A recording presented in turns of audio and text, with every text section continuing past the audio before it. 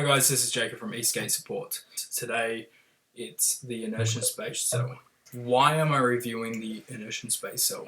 Because this whole channel is about providing support for electric skateboard community as well as anyone else that is doing something similar. Basically any electrical product. I'm going to be reviewing things that I use every day as well as things that I use to make my videos. Today I'm reviewing the Space Cell because I have been doing electric skateboards. I worked out the other day that it's been about 3.5 years now. I popped onto the community scene on Endless Fear. Alien Drive Systems was just starting out. He was one of the first to develop kits, but back then ESCs were scarce. Like you used an Alien ESC or you used a Hobby King or a Hobby Wing. Now, that was all sweet, but then batteries. What did you do with batteries?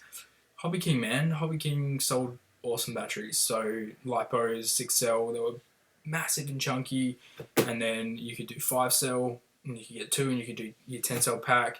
At that point in time, everyone was just using these huge packs, and they were sticking them on the bottom of their boards, and it was all ugly and crap. I was one of the first ones in the community to actually have BMS inside, and I had the BMS designed myself because back then there wasn't that many BMSs for lithium ion or lithium polymer batteries. So what did you do? These 18650 cells weren't very popular then either, or they were expensive. If you were going to get them, they didn't have high discharge rates, so you couldn't use them.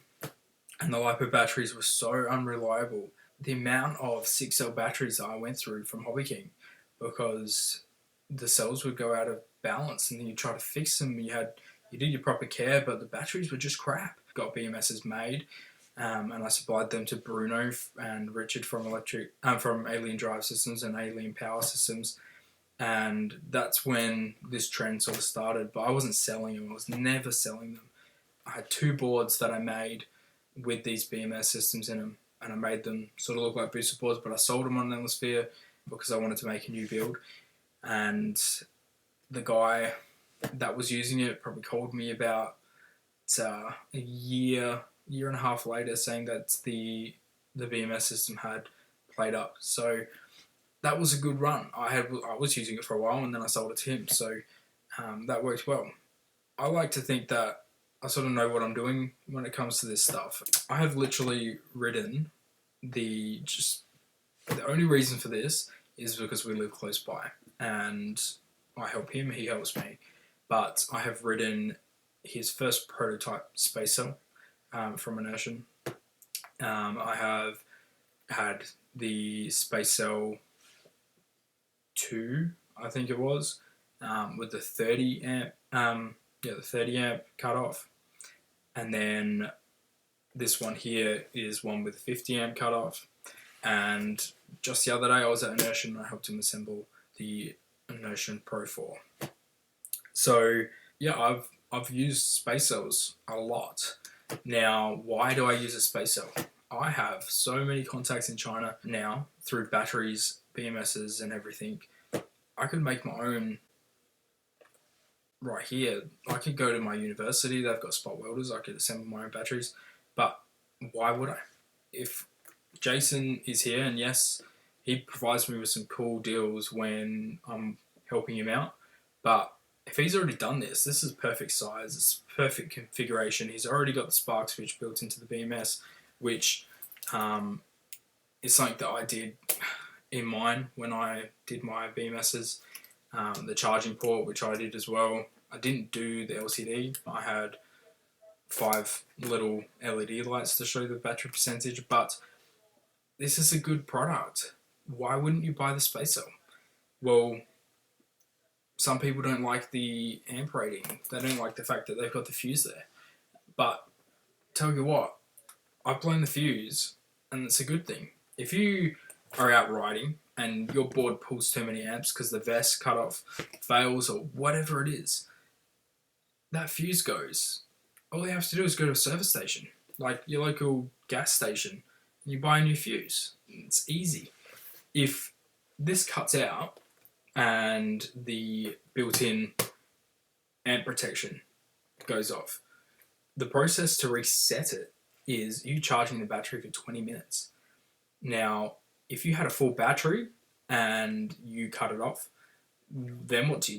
Because your charger's not actually going to charge anything. It's not going to reset it. Well, I had that problem. And how did I do it? Because this doesn't work. This cable is dead when that cutoff goes in. So that fuse is the best idea. I ripped one of my space cells apart just to fix that problem. Very good protection. As well as how many batteries, just by accident, not thinking or moving wrong, have I shorted. Now, this fuse blows straight away. The percentage of space cells that would be damaged from that, if it wasn't there, would be huge. So the fuse is amazing. This model here is 3-pack. Each one of these cells is going to vary depending on whether he's using Samsung or LG, but I know he was using LG and now Samsung. They're going to be sitting around that 2.5 amp hour each one. So that means it's a 7.5 amp hour battery, which I used to ride around on little 5 amp hour batteries on lipos, and that was sweet. For an electric skateboard, 7.5 amp hours is really good. 10 amp hour you could go up to with the Space Cell Pro case and everything like that. The BMS in here, it's rated to 50 amps. The old one was 30. What do I think about that? Generally, why do you want more than 50 amps through your electric skateboard? I know that I don't. I've ridden so many motors. I've done SK3s, I've done Hobby King NTM motors, I've done EMP direct from the factory, I've done Sati motors from China, I've done the Enertion motors, the R-Specs. 99% of them, if you have them geared right, will not draw more than 30 amps. If you're going up mad hills and you're fat as like me, then yes, you might want more than 30, and the 50 is where you want to be. But the Enertion Space Cell, guys, excellent battery for convenience. I know that Alien Drive Systems does a similar battery. I haven't tested it. The quality of Enertion is good, and obviously you're going to have fail rates, but it's not actually that high for the Space Cell.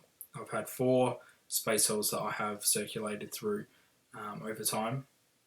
Me selling boards, me having boards stolen, borrowing ones from Jason and things like that.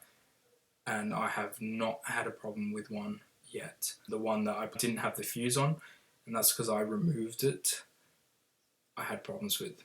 So if you keep it stock, you keep it standard, you're not going to have problems with the Enertion Space Cell. Thank you for watching. Please subscribe to my channel. I can keep doing these videos all I want, but there's no point if people aren't subscribing and my viewership getting bigger. I'm going to keep doing product reviews because I think it's really, really important that you guys understand from more than just the sellers that their products are good. So thank you very much for watching, guys.